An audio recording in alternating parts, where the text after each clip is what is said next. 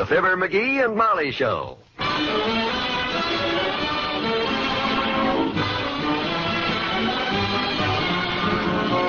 Every weekday at this time, NBC brings you Fibber McGee and Molly transcribed. The show is written by Phil Leslie and Ralph Goodman and directed by Max Hutto.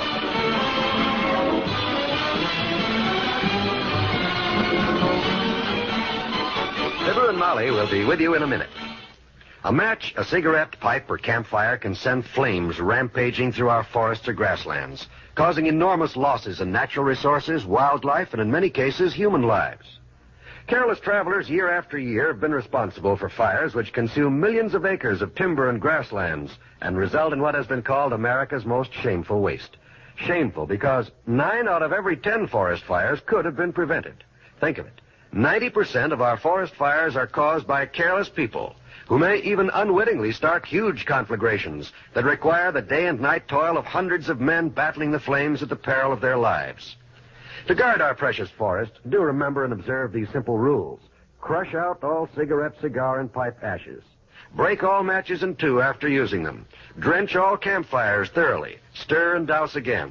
And above all, first find out what the law is about using any fire in the area where you are. Remember, only you can prevent forest fires.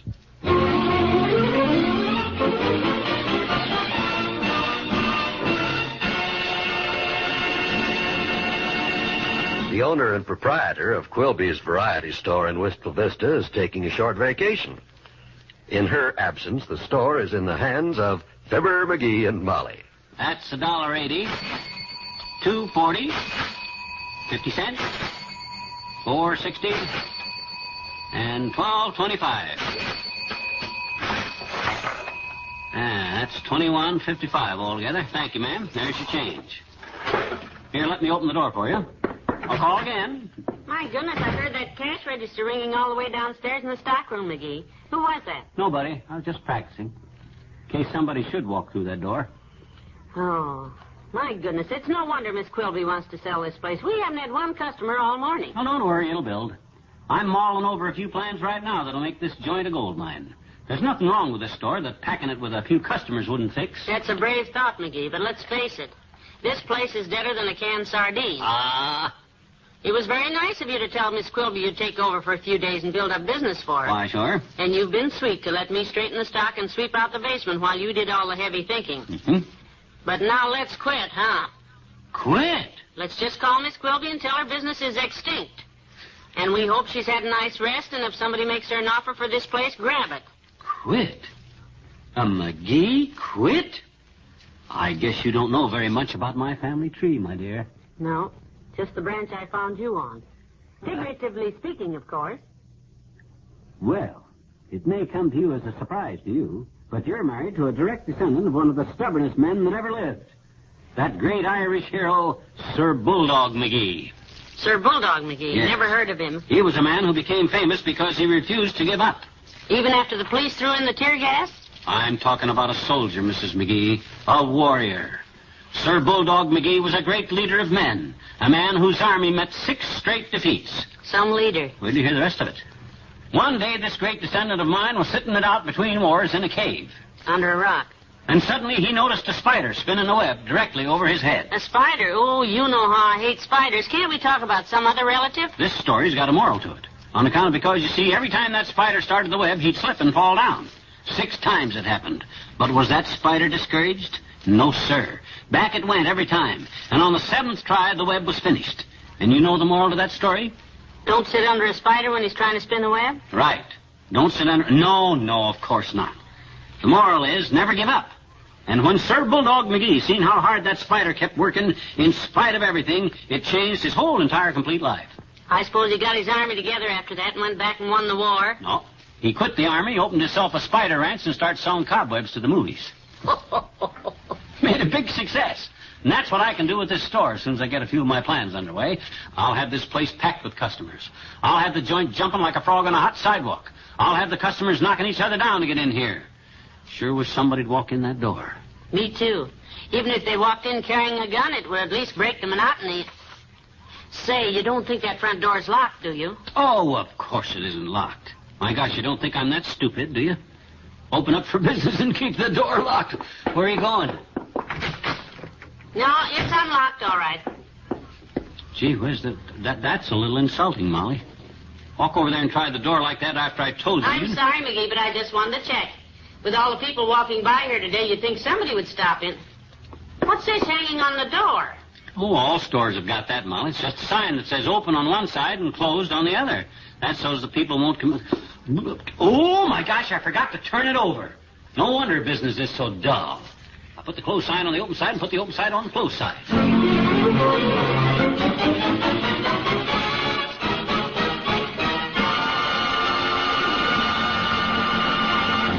There's more fun with the McGees shortly.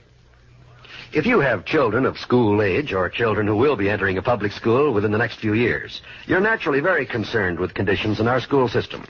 But it isn't a problem for parents alone. It should concern everyone. It is estimated that by 1960 there will be 8 million more children in our public schools than there are now. Ways must be found to accommodate them, and preparations must begin now. More equipment, more textbooks, more schools, more teachers will be needed. To help assure America's children a proper education, join and work with local groups and school boards now. And if you want free information about the way people in other communities are improving their schools, write to this address, Better Schools, 2 West 45th Street, New York City.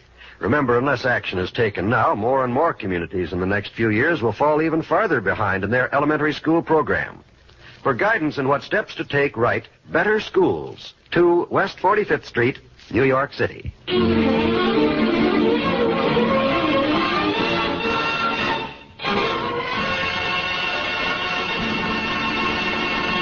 That's $1.35, sir. There's your change. Drop in again. Okay.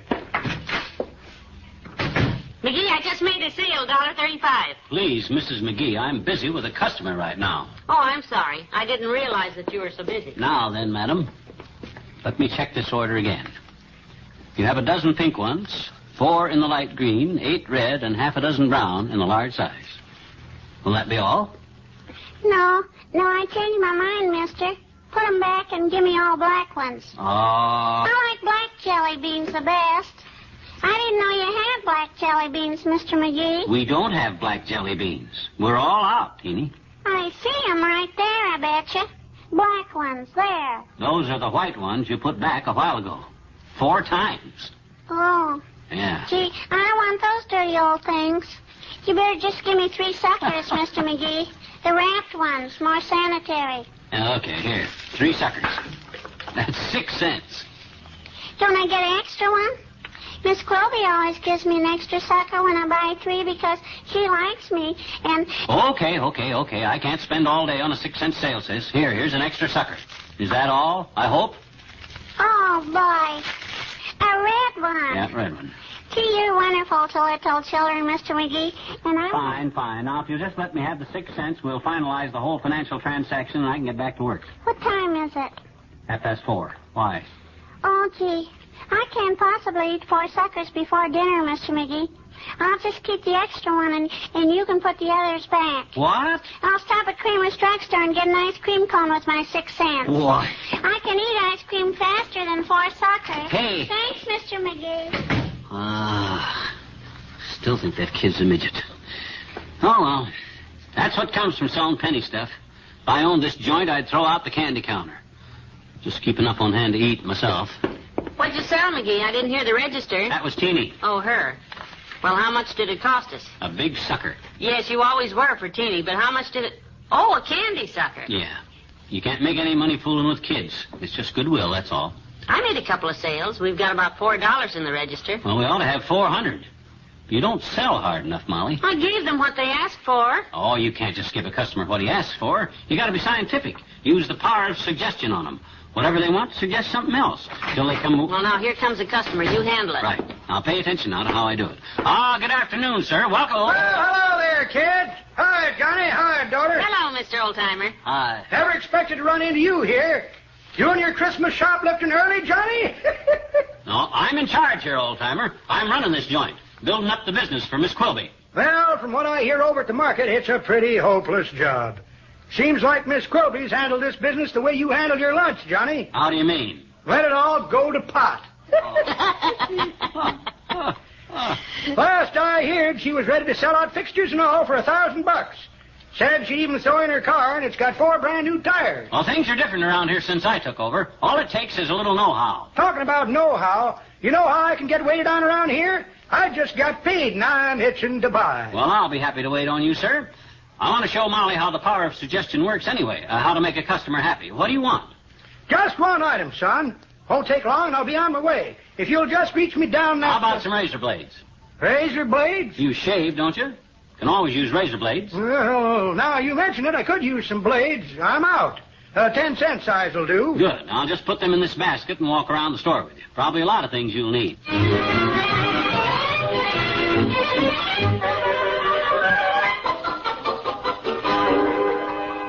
Razor blades, toothpaste, pencil, thumbtacks, shoelaces, and the beanie with a propeller on it. You sure that's all, old-timer? I guess that's it, Johnny. Everything else I either got or can borrow. You see what the power of suggestion does, Molly? You're quite a salesman. Okay. That'll be $1.20, old-timer.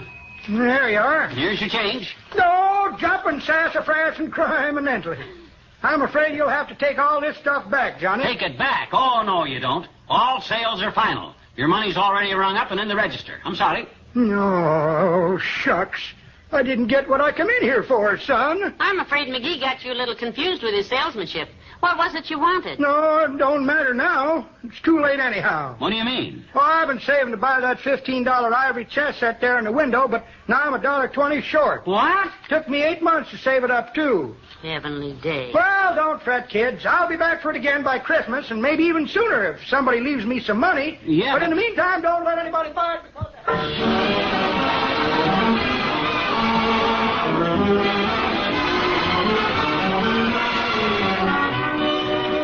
We'll say goodnight to Fibber and Molly in a moment. Comedy entertainment is what you'll enjoy most tomorrow evening when you set your dial to this station for fun with Bob Hope and Phil Harris and Alice Faye. Bob presents another famous guest personality in his drama section, and the laughs come thick and fast as together they satirize the situation.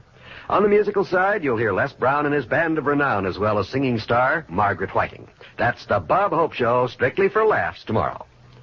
And then stay tuned for more mirth-quaking entertainment on the laugh-packed Phil Harris and Alice Faye Show. Elliot Lewis and Julius Abruzio help build up the hilarity, and Phil tops it off with his chuckling good comedy interpretations. As well as mirth, there's music on the show, and Phil and Alice each bring you their own stylings of some of the nation's finest songs.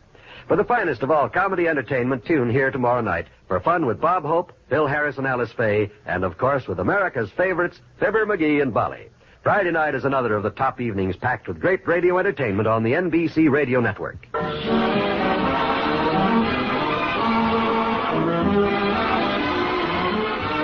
I'm just trying to build up business, Molly, that's all. We got to draw attention to the store, get people talking about it, attract a crowd. No.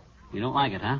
Be great publicity. McGee, if you think I'm going to jump out of an airplane in broad daylight with a parachute that says prices too come down at Quilby's, that's the stupidest thing I ever... Okay. Don't get disturbed, my dear. Well.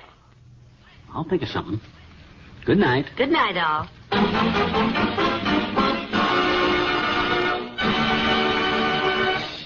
NBC has brought you the Fibber McGee and Molly program, transcribed with Bill Thompson as the old-timer. This is John Wald inviting you to be with us again tomorrow night for another visit with Fibber McGee and Molly.